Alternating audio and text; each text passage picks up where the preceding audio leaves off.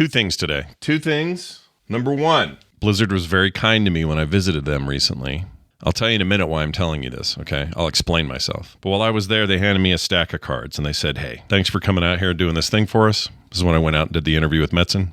And they said, here's a box of stuff. And in the box was a bunch of kind of random things, some things I'd already seen or had, some things I hadn't. It was all very nice. It was super nice of them to give me anything, really. And I walked out of there with a little bit of swag. And part of that were some giveaways. They're like, give some of this stuff away. Use it on your shows. Give it away. So I've been doing that. And some of them were these. I had about 20 of these given to me.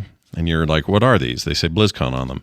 These are BlizzCon 2008 mount cards. So these were loot cards from 2008's BlizzCon where you got the polar bear mount with a little Murloc driving it. And little did I know how rare these were. I'm not even sure they know. They probably know. I've been giving them out. I've given away half of these so far. All right. So I have half of these left. They're unscratched. Just the other day, somebody informed me, a good friend of the Frog Pants family, that these go for pretty good amounts of money. And I thought, really? I mean, it's a polar bear. It's low poly. It's from an earlier era of the game. It's like, big deal. What's the big deal? Went and looked it up on eBay.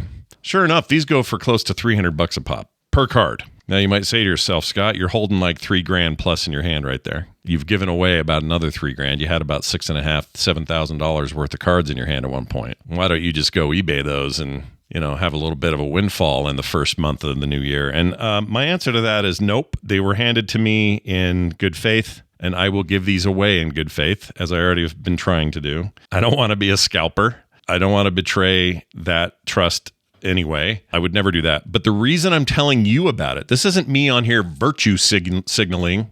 Look at me with my very expensive handful of cards. I will do the right. That's not what I'm doing. I'm doing this so you guys can hold me accountable because I will admit it's tempting.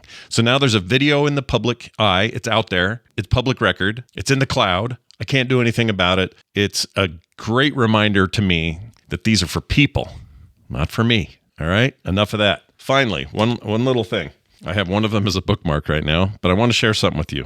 A long time ago, somebody sent me this book, Turmoil in the Toy Box by Phil Phillips. There's actually a sequel to this book, and there's another one about Saturday morning cartoons. But basically, this was 1980, was it 3, 4? This dude named Phil Phillips, check him out. He is a preacher man who was all about telling everybody about the dangers and the occultism found in children's toys, video games, television, D&D, cartoons, you name it. All of it had, it was full of occultism and satanic rituals, and you were supposed to get your kids away. It's all part of the satanic panic of the 80s, which I grew up in. Thankfully, I did not live in a house that did that, so I didn't have to deal with it. But anyway, what I love about this is there's a bunch of really great examples of stuff in here that whoever owned this thing prior to this put notes in here, like highlights and stuff, like you would with a Bible or something. So you might say, "Oh, I like that one," and you highlight it and say, "Cool, They're like footnotes. Thanks. It's my wife and a baby. So they highlighted stuff. You can see some of that. And they wrote little notes next to things. And some of these are awesome. So I just wanted to share one or two with you. About the Smurfs, for example. You ready for this? Underneath the cuteness is a cartoon laden with the occult, which is presented mostly in the form of magic. This cartoon will be discussed in detail in the Cute and Innocent chapter. Oh boy, can't wait to get to that. They also highlighted this section. I don't know who owned the book before, but somebody was really into it. Okay? They highlighted this about He-Man and the Masters of the Universe. Despite the unprecedented popularity of this cartoon series among children, many parents and adults have voiced great concerns about it. The entire series is based on occult practices, magic, sorcery, witchcraft, and necromancy. This is all highlighted in red. The show also blasphemes God by placing a mortal at the same plane as he. He-Man is known as the most powerful man in the universe. He is called Master of the Universe. How is this possible when God tells us that he alone is the Master of the Universe? He gets into more of that later. And then finally, Scooby-Doo and Transformers are discussed here. Some of the toys within the Transformers category include Voltron, Robotech, GoBots, and Transformers. Yes, Transformers are in the Transformers category. They are considered amoral. Others are blatantly violent, and they disturb many parents. Although the toys themselves are hard to categorize, we must look at the corresponding cartoons. Most of the Transformer-based cartoons are extremely violent. Others, such as Voltron, have heavy inferences to the occult, while still others, like Robotech, are filled with sexual innuendos. And they, of course, don't give us any examples of those. They just say that they are. It is important that parents watch these series and decide which ones will be acceptable. I actually agree with that part. Be a parent. Look at stuff. Decide if it's for your kid or not. That's parenting. The rest of the stuff is hokum. It says there are many other cartoons that are filled with violence and the occult. Among these are the 13 Ghosts of Scooby-Doo,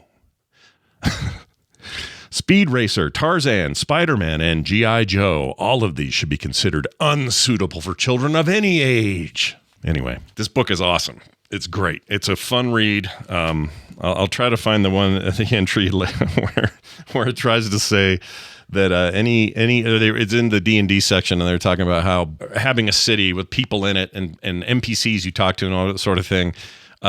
Whoever was highlighting this thing off to the side in a circled big red pencil wrote Sim City ? Like they got a kid playing Sim City and they're like, oh, city building. That's what the devil does. Anyway, it's good stuff. I highly recommend it. His other books are, hold on. We got Turmoil in the Toy Box 2 right there, which is a nice follow-up. Has a bunch of stuff about Batman, Ghostbusters, Freddy Krueger somehow is in here. And then Saturday Morning Mind Control. Oh no. Teenage Look at Leonardo mind controlling your kids. Goodness gracious. Anyway, that's all for now. Have a great day.